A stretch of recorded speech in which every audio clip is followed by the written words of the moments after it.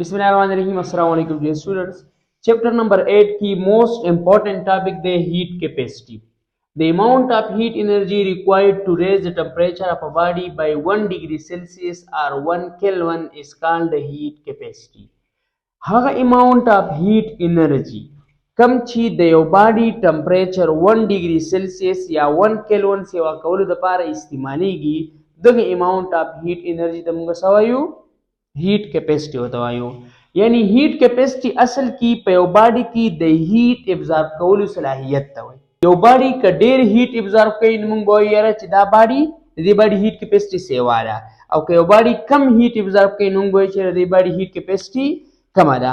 نو هیټ کیپیسټي اصل کې د اماونټ اف هیټ انرژي هغه اماونټ اف هیټ انرژي ریکوایرډ کم چې پکاري ټو ریز تاکہ بڑھائے چې سیوا کی د ټمپریچر اف ا باډي د یو باډي ټمپریچر بای 1 ډیګري سیلسیس اور 1 کیلوین از کالډ هیټ کیپیسټي.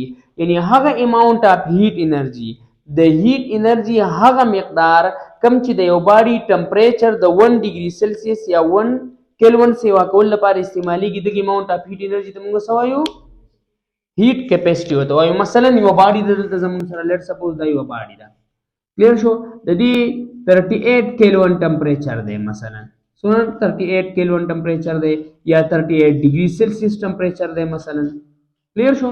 اوس لیټ سپوز دی باډي موږ هیټ ورکو، سوال ورکو هیټ ولا ورکو، او د دې باډي ټمپریچر د 38 نه 39 ډیګري سیلسیس ته لاړ شي، چیرته لاړ شي 39 ډیګري سیلسیس ته لاړ شي. نو په دې کیس کې چې څونه اماونټ اف هیټ دی باډي ابزارب کړی هغه به د هیټ کیپیسټي سبي هیټ کیپیسټي. یعنی هیټ کیپیسټي اصل کې د یو باډي هیټ کیپیسټي اصل کې د یو باډي د هیټ ابزارب کولو صلاحیت ته وایي.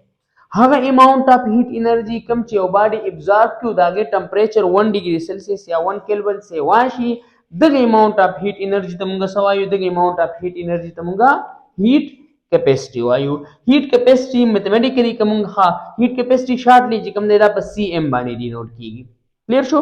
سی او داسې په بیس کې وته بیا ام ونی کې وړي. ها اوس هیټ کیپیسټي میتھمیټیکلی به موږ څنګه ډیسکس کوو نو ډیلټا کیو از ډایرکټلی پروپورشنل ټو ډیلټا ټی. اول دا دی بیا ورسره بس دا دی ډیلټا کیو از ډایرکټلی پروپورشنل ټو ډیلټا ټی. دې څه مطلب دی یعنی سونا چې یو باډي ډیر هیټ ابزارب کوي هغه عمر به داغه ټمپریچر چې کوم دی هغه ډیر چینج کیږي. یعنی اماونٹ اف هیټ انرژي ابزارب از ډایرکټلی پروپورشنل ټو چینج ان ټمپریچر. سونه چې یو باډي ډیر اماونٹ اف هیټ ابزارب کوي هغه عمر به داغه ټمپریچر کې انکریز یعنی چینج هم ډیر راځي، او سونه چې یو باډي لږ اماونٹ اف هیټ ابزارب کوي هغه عمر به د هغه په ټمپریچر کې چینج هم لګ راځي، کلیر شو کنه. یعنی چینج یعنی amount of heat energy absorbed is directly proportional to change in temperature.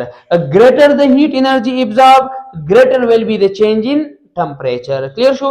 اوس کومه دا sign of proportionality equality change کو که sign of proportionality اوس equality ته موږ change کو نو تاسو ته مسو پر ویلې چې د sign of proportionality په ځای به دوه شیزونه راځي، equality او constant پر راځي، کلیر شو. یو به equal راشي زموږ سره دلته او یو به سره راشي constant. دلته چې کوم constant دی هغه cm یعنی heat capacity دا where cm is constant of proportionality called heat capacity. جبکې دا cm چې کوم دی دا constant of proportionality دا همدانه پوهیږي او دې ته موږ سوایو heat capacity وته وایو، کلیر شو. اوس که چیرې موږ د دې نه د heat capacity چې کوم دی فارموله معلومول غواړو نو divide both side by delta t. دا طرف هم په delta t divide کړئ دا ځکه چې دا delta t موږ ختم کړو نو delta t باندې دا طرف هم ډیوایډ کړئ او دا هم ډیوایډ کړئ نو delta t will cancel each other او cm به برابر شي د delta q divided by نو cm is equal to delta q divided by delta t.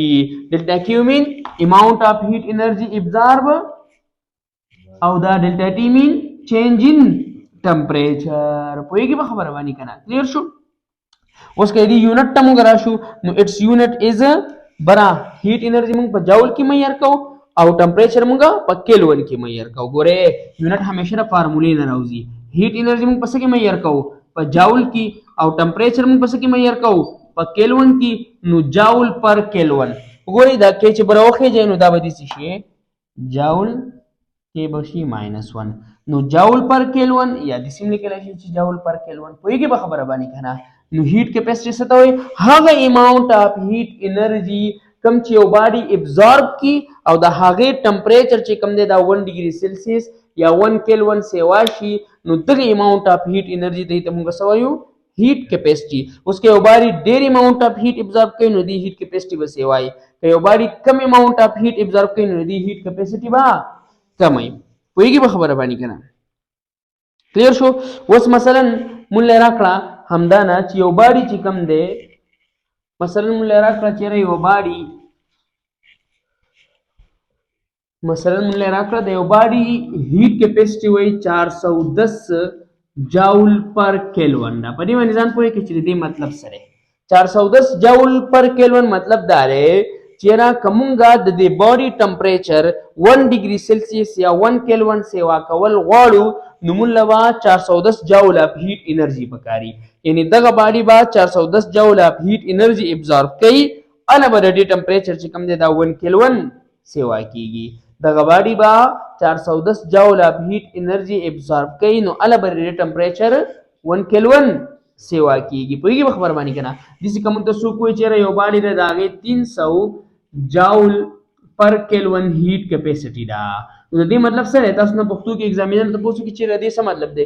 نو تاسو وتاوي چې را د دې باډي کومګه ټمپریچر سیوا کا 1 کیلون یا 1 ډیګري سیلسیس نو دې له 300 جاول هیټ انرژي وکړي. یعنی دا باډي به 300 جاول هیټ انرژي څه کوي؟ ابزارب کوي. کلیر شو؟